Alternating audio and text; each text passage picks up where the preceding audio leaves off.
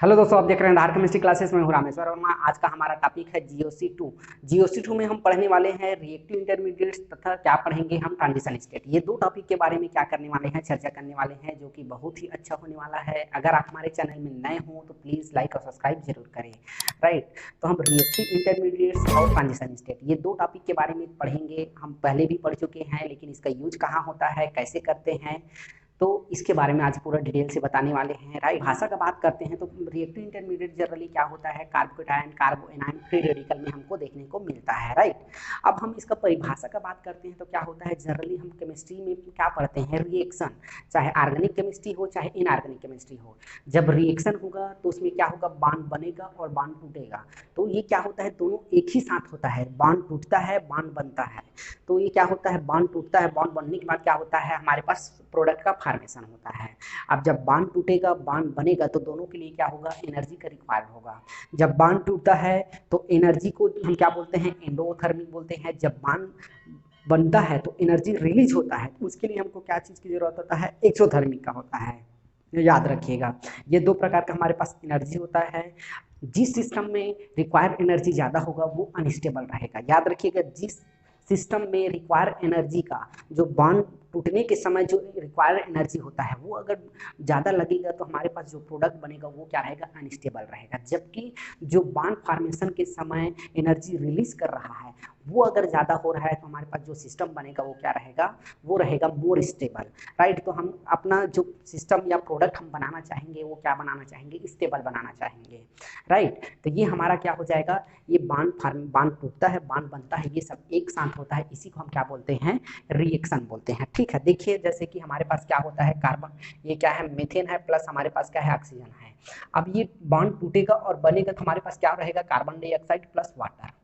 ठीक है, अब ये देखिएगा इसमें क्या हो रहा है, सबसे पहले कार्बन और हाइड्रोजन का बांड टूटा।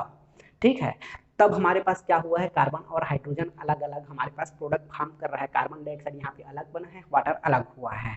याद रखिएगा, सबसे पहले क्या होगा, बांड टूटेगा फिर बांड बनेगा।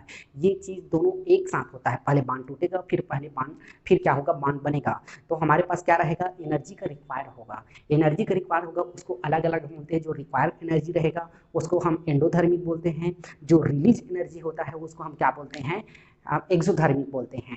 क्योंकि जब क्या होता है, हम अंदर ले रहे हैं एनर्जी को, हम क्या कर रहे हैं, गेन कर रहे हैं। जरूरत पड़ रहा है हमको बांड को तोड़ने के लिए। बांड को तोड़ने के लिए जब एनर्जी की जरूरत पड़ेगा तो हमको क्या लगेगा, एंडोथर्मिक। और जब बांड रिलीज हो रहा है, प्रोडक्ट बनने के बाद क्या होता है, हमको कुछ ना कुछ क्या है, एनर्जी रिलीज करना पड़ेगा। वो क्या रहेगा हमारे पास, एक्सोथर्मिक। अब यहाँ पे बॉन्ड बन रहा है, टूट रहा है, इसके पास हमारे पास बॉन्ड ब्रेकिंग का आएगा। अब बॉन्ड ब्रेकिंग भी क्या होता है, दो प्रकार का होता है। फिर वापस इसी में आएंगे, अभी आपको बॉन्ड ब्रेकिंग के बारे में बता देते हैं। राइट, क्या होता है, बॉन्ड ब्रेकिंग होता है। ये भी क्या होता है, हमारे पास दो प्रकार का होता है, याद रखिएगा। बॉन्ड ब्रेकिंग कितने प्रकार का होता है, दो प्रकार का। पहले हमारे पास क्या हो जाएगा, हेट्रोलेटिक। ये क्या हो जाएगा, हेट्रोलेटिक और होमेलेटिक। राइट, अभी क्या होता है, हेट्रोलिटिक में क्या रहता है, ये बॉन्ड क्या रहेगा, अलग अलग डिवाइड हो। हेट्रो मतलब क्या होता है, ऑड में रहेगा। जैसे कि हमारे पास क्या है, ए और बी, हमारे पास दो रिएक्शन है। याद रखिएगा, ए और बी हमारे पास दो रिएक्टेंट है और बीच में हमारे पास क्या है, इलेक्ट्रॉन है। अब ये दोनों इलेक्ट्रॉन क्या करता है, एक ही में शिफ्ट हो जाता है, एक ही रिएक्टेंट के ऊपर क्या हो जा रहा है, शिफ्ट हो जा रहा है। मतलब एक के ऊपर जा रहा है, एक के ऊपर नहीं जा रहा है। मतलब क्या हो जाएगा, यहीं से कार्बोकेटायन का फॉर्मेशन हो जाएगा। यहाँ पे ए माइनस ए प्लस हो जाएगा और बी माइनस हो जाएगा।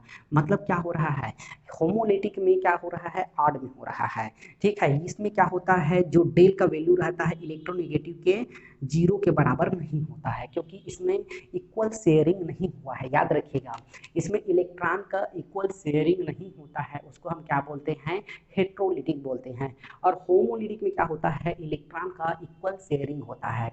जैसे कि यहाँ पे देखिएगा, यहाँ पे क्या हो रहा है, हमारे पास ए और ये हो जाएगा बी।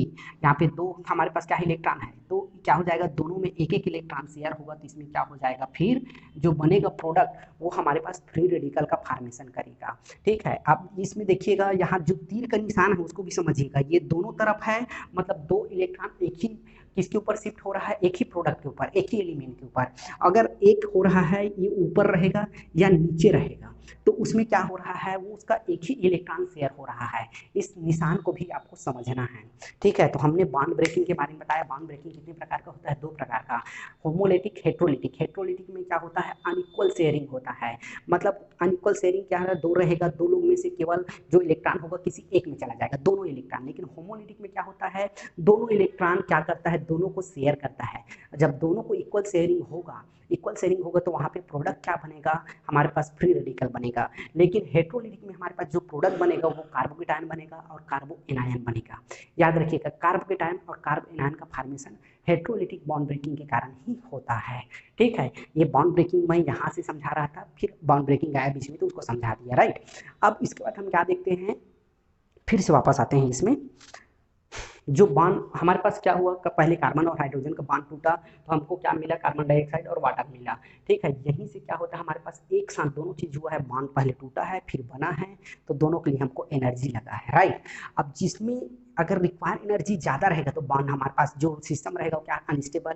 और हमारे पास जो रिलीज एनर्जी है वो अगर ज़्यादा होता है तो हमारे पास वो सिस्टम क्या हो जाएगा, हमारे पास स्टेबल हो जाएगा। मतलब हम क्या देख रहे हैं, हमारे पास जो एनर्जी है, याद रखिएगा, एनर्जी क्या रहेगा, एनर्जी हम,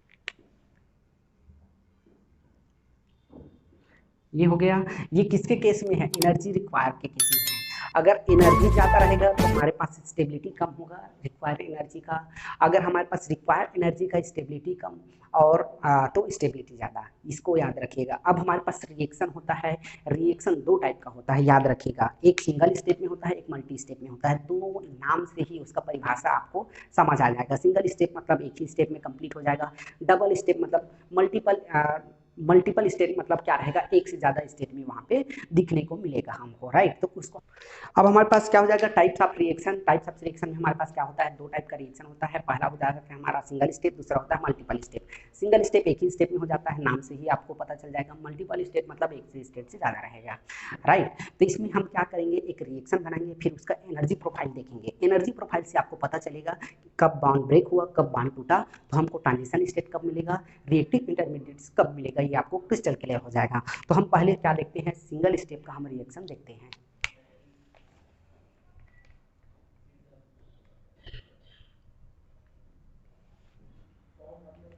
सिंगल स्टेप में हमारे पास क्या हो जाएगा, A2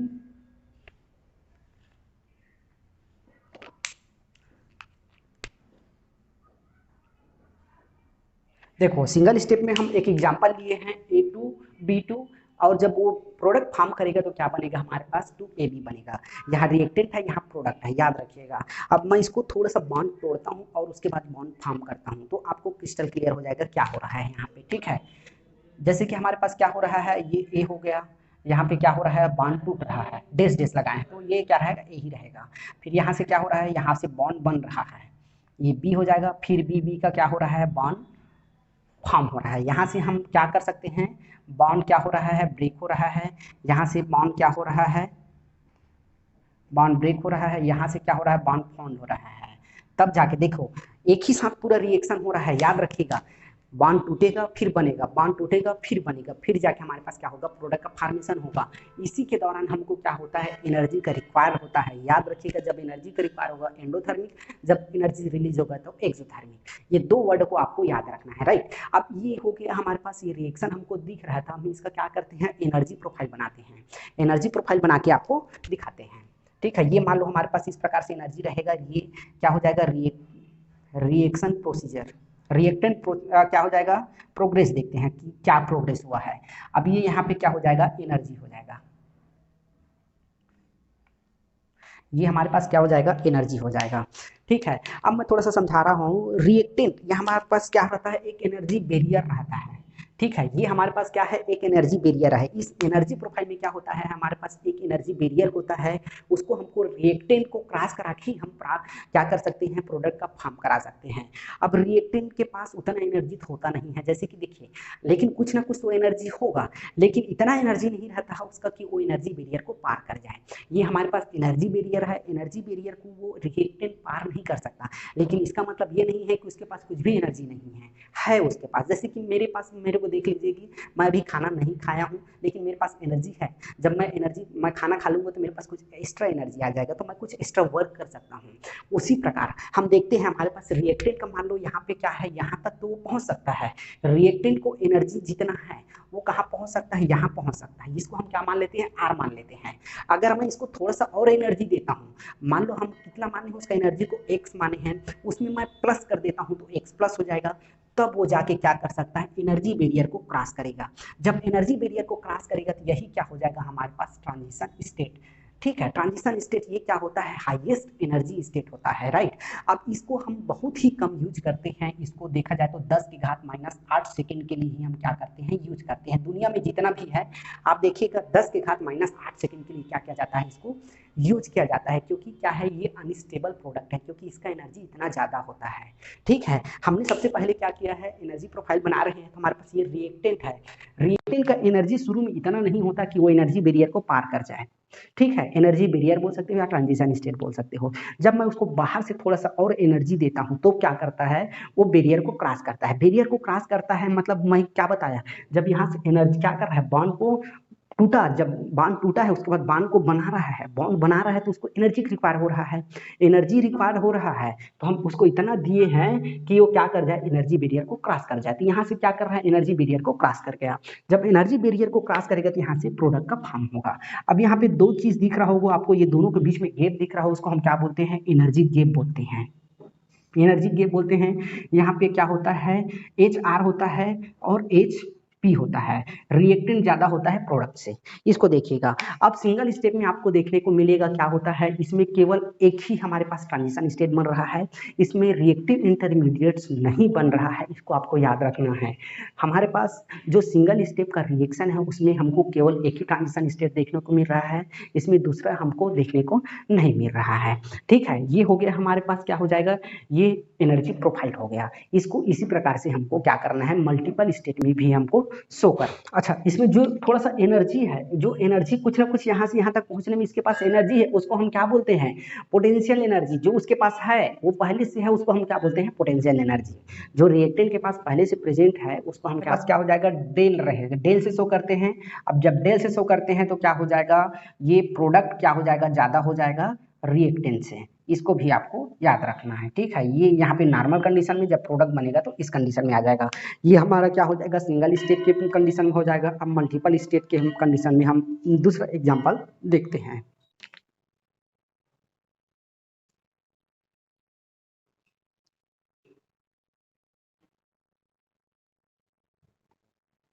अब हमारा क्या हो जाएगा, नेक्स्ट टॉपिक मल्टीपल स्टेप देख रहे होंगे। मल्टीपल स्टेप में क्या होता है, मल्टीपल स्टेप रिएक्शन में आप देख रहे हैं एक से ज्यादा क्या हो जाएगा, स्टेप में रिएक्शन कंप्लीट होगा। ये आपको ऐसे देखने को मिल रहा होगा। देखो सबसे पहला हमारे पास कितना स्टेप में रिएक्शन हो रहा है, इस एग्जाम्पल में 3 स्टेप में रिएक्शन हो रहा है। याद रखिएगा, सबसे पहले जो जहां जहां आपको माइनस दिख रहा है वहां क्या हो रहा है, बॉन्ड ब्रेक हो रहा है। जहां जहां प्लस दिख रहा है आपको वहां बॉन्ड फॉर्म हो रहा है। यहाँ भी क्या हो जाएगा, एनर्जी क्या होगा, टूटेगा। ठीक है, एनर्जी टूटेगा फिर क्या हो जाएगा, वो बॉन्ड बनेगा। पहले बॉन्ड टूटेगा फिर क्या हो जाएगा, हमारे पास बॉन्ड बनेगा। ठीक, जब बॉन्ड टूटेगा तो हमको एनर्जी रिक्वायर्ड होगा, जब बॉन्ड बनेगा तो एनर्जी रिलीज होगा, राइट। अब यहाँ पे हमारे पास पहला में क्या हो रहा है, बॉन्ड टूट रहा है, फिर बॉन्ड बन रहा है, फिर टूट रहा है, फिर लास्ट में बॉन्ड टूटा। ठीक है, इतना हमारे पास ये क्या होगा, स्टेप में हुआ।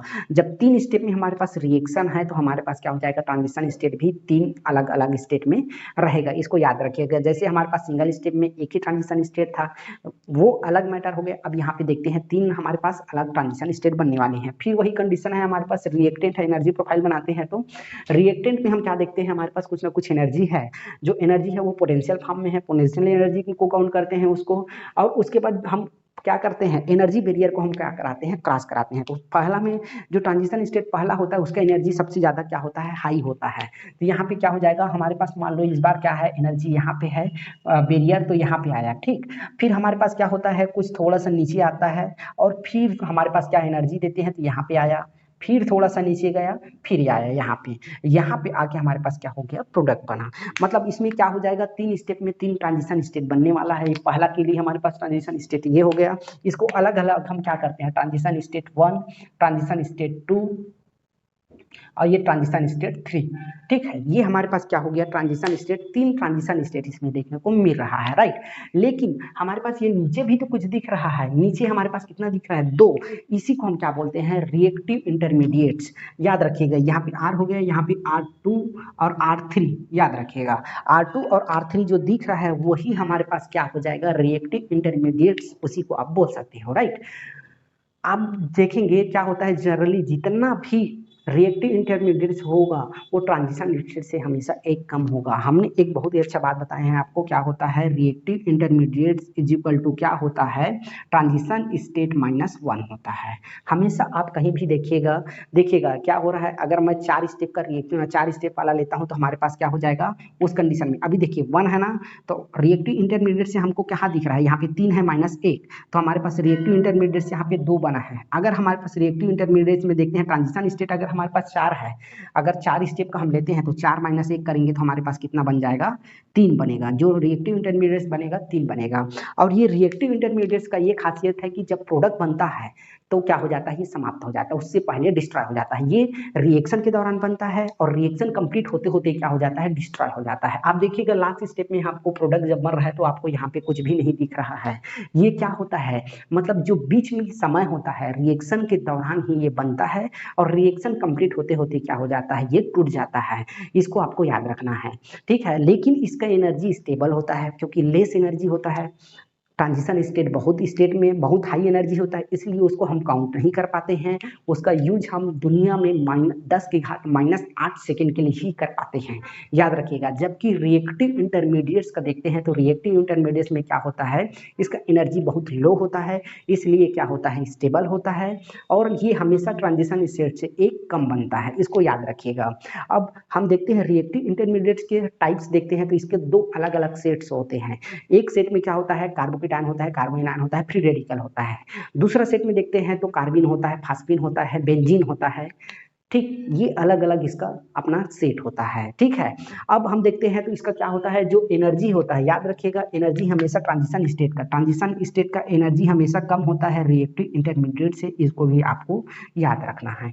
ये पूरा टॉपिक क्या हो जाएगा, बहुत छोटा है लेकिन बहुत बार बार यूज होता है, ये एग्जाम में बहुत ज्यादा पूछता है, तो आपको ये सब टॉपिक बनना चाहिए, ठीक है। तो आज हमने क्या क्या पढ़ा, सबसे पहला हम ट्रांजिशन स्टेट और क्या है रिएक्टिव इंटरमीडिएट का इंट्रोडक्शन देखे, फिर हम टाइप्स ऑफ रिएक्शन देखें, फिर बॉन्ड ब्रेकिंग देखें। बॉन्ड ब्रेकिंग में आपको याद रखना है होमोलिटिक और हेट्रोलिटिक। फिर हम टाइप्स देखे हैं किसका, रिएक्शन का, सिंगल स्टेप, मल्टी स्टेप, ठीक है। तो दोनों टाइप का हम क्या किए हैं, एनर्जी प्रोफाइल डायग्राम बना के आपको डिस्क्राइब कर दिए। तो आज के लिए बस इतना ही, तब तक के लिए थैंक